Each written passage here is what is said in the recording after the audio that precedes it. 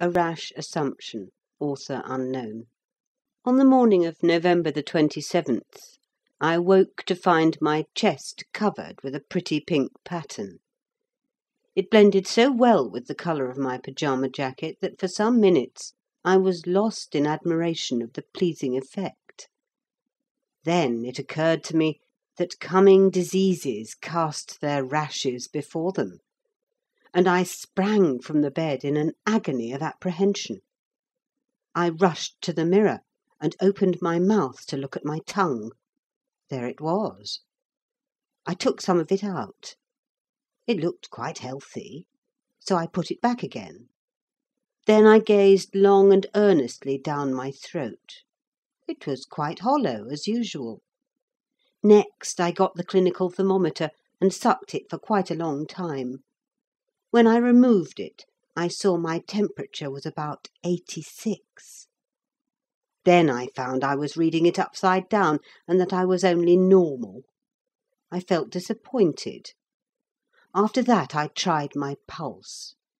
It took me some time to locate it, but it hadn't run down. It was still going quite regularly, andante ma non troppo, 2 beats in the bar. I whistled Tipperary to it, and it kept perfect time. But still the rash remained. It would neither get out nor get under. I felt perfectly well, and yet I knew I must be ill. I could not understand the complete absence of other symptoms. At last a bright idea struck me. It was just possible that I might refuse food. I knew that would be a symptom. At any rate, I would go down to breakfast and see. I dressed rapidly. I simply tore my clothes onto me. I shaved hastily. I literally tore the whiskers out of me. Then I tore downstairs. On the table was an egg. I removed the lid and looked inside. It was full of evil odours. I refused it. Then I knew for certain I was ill. I tore back to my bedroom and tore off my clothes. I unshaved. I tumbled into bed and tried hard to shiver. I tried so hard that I perspired. As I was really ill, I knew that I had to get hot and cold alternately ever so many times. I did my best to live up to all the symptoms I had ever heard of. I tried to get delirious and talk nonsense, but I failed ignominiously. How I cursed my public school education! In my extremity, I even endeavoured to imagine that I saw things which were not there. And then I saw something which really was there. It was my pincushion.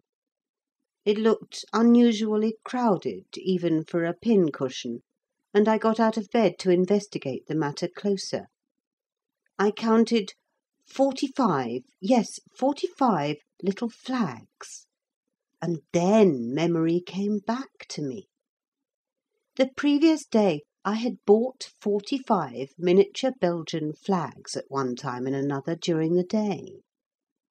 Each charming but inexperienced vendor had insisted on pinning my purchase wherever there happened to be an unoccupied space on my manly, thanks to my tailor, bosom. I remembered being conscious of a prickly sensation on each occasion, but I attributed it to rapturous thrills running about the region of my heart. To make sure that my explanation was correct, I went once again to the mirror and hastily counted my rash. There were 45 of it.